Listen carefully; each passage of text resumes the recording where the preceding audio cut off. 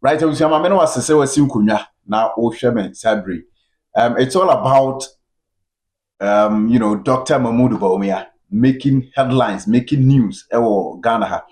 Dr. Mahmoud Bawumia Ghana yen former vice president. 2024 December ya na Ghana for Twaba.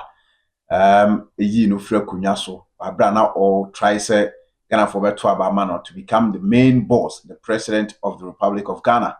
But unfortunately for him, Ghana for and Twaba and Famane Twaba, His Excellency John Dramani Mahama say only the Omano into the promised land.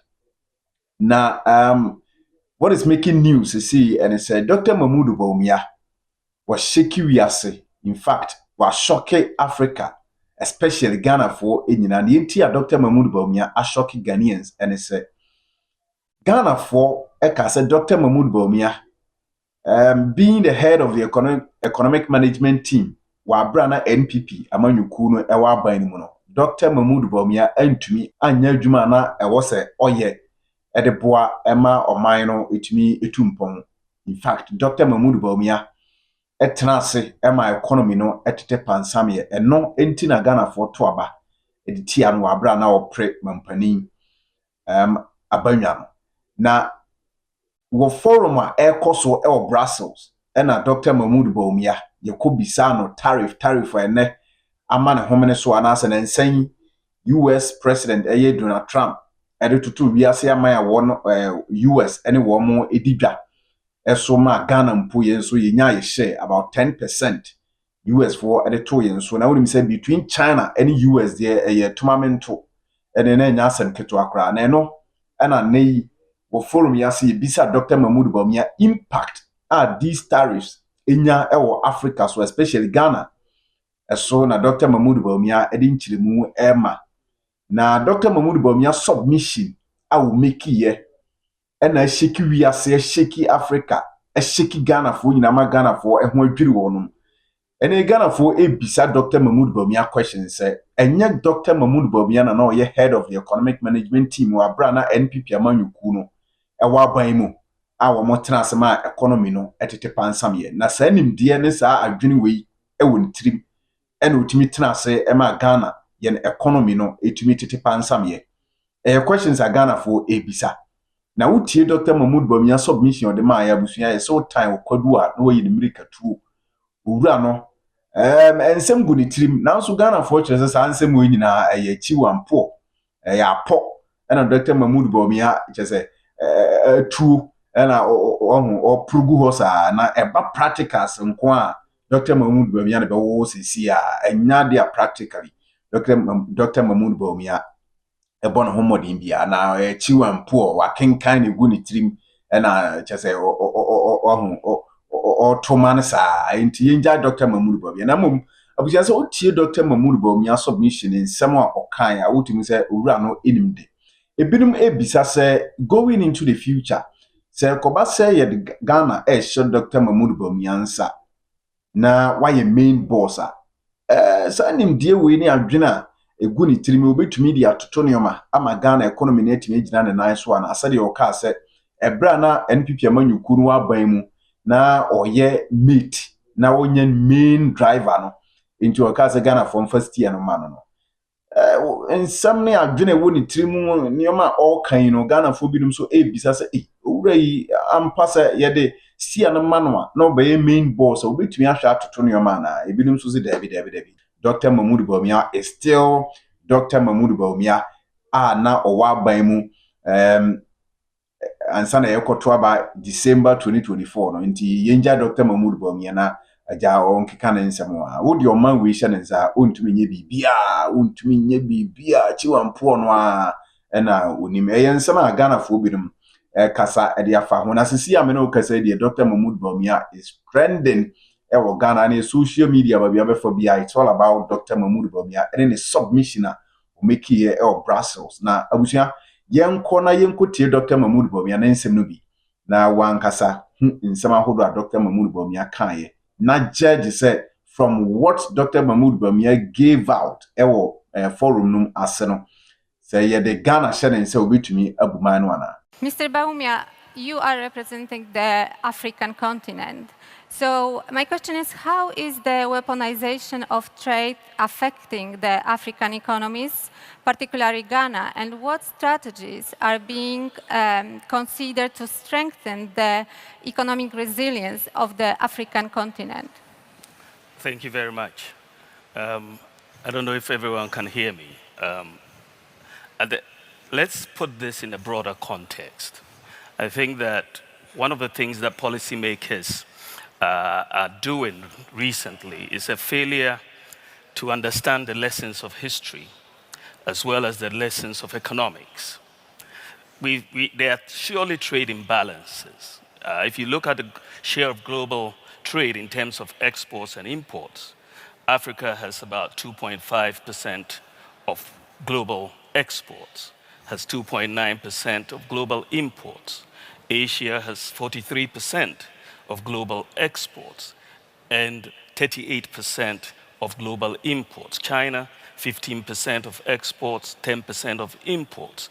Europe, you have 38% of exports and 51% of imports. America, 8% of exports and 14% of imports. So there are clearly trade imbalances across the various continents and countries. But what we know from economics is that you cannot fix a trade deficit with tariffs. It just doesn't work. I mean, if you look at the national income identity, where you say that your income is equals to your consumption, investment, government spending plus exports minus imports, that breaks down into a simple equation, which is a truism, that your deficit, the exports minus your imports, would necessarily have to equal the difference between your savings and investment. So for any country which spends more than it saves, you're going to get a trade deficit. The deficit is a macroeconomic problem. It's not a trade policy issue. And you cannot solve that macroeconomic problem with trade policy like tariffs. So you go back, to the Smoot-Hawley Acts of the 1930s, where they put 20% tariffs. You had a Great Depression. And that is what happened recently with China and the US, 2018, 2019. Again, we had the impact, which was negative for global trade. What the US has done recently is increase the average tariff rate from about 2.4% to 10%. This is the largest increase in tariffs since 1943. And the impact will not be small. It will not be insignificant. Thankfully for Africa, our exports to the United States is about 6.5%. And our imports from the United States is about 4.4%. So we are not as exposed in the broader sense as many other places. But within that context, countries like Lesotho, which have exports in terms of textile exports to the United States, it's about 50% of their exports. And they are benefiting from the African Growth and Opportunities Act, which is AGOA. And these countries are going to be affected very significantly. When you have 50% of your exports, and AGOA is basically going to collapse under these tariffs. So what you're going to see in Africa, as you're seeing across the world, there's going to be more of a clamor and for self-reliance.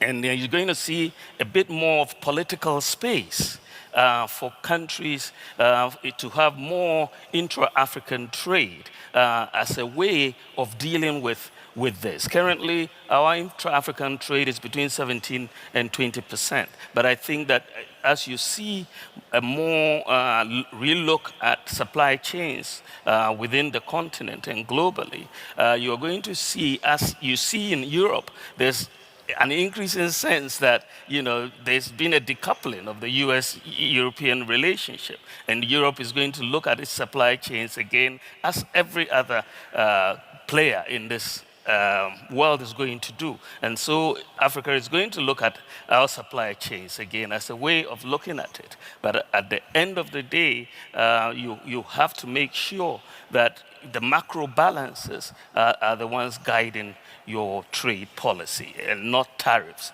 The tariff rates are not the ones that actually determine the effectiveness of your deficit outcomes. Mr.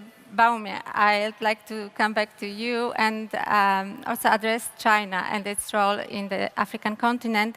As we know, the role of China in Africa is growing. Do you see African countries deepening trade ties with China in response to rising global protectionism, or are we more likely to see some sort of push for diversification, including partnerships with Europe and possibly other regions as well?